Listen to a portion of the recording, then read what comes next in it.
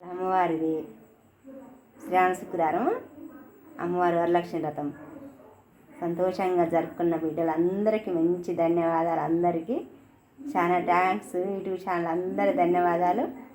పొద్దుగాల లేచి 4 గంటలకు లేచి చేసుకొని అమ్మవారికి రెడీ చేసుకొని పూజ చేసుకొని చేయాలంటే మామూలుగా కాదు. వరలక్ష్మి వ్రతం చేసుకోవాలంటే చాలా శ్రద్ధతో చేసుకుంటారు బిడ్డలు. ఒక చిన్న పాట పాడతా. సాయంకాలం సమయంలో సంధ్యాకాంతుల వెలుగులలో వచ్చెను తల్లి వరలక్ష్మి, ఇచ్చెను తల్లి సిరులెన్నో.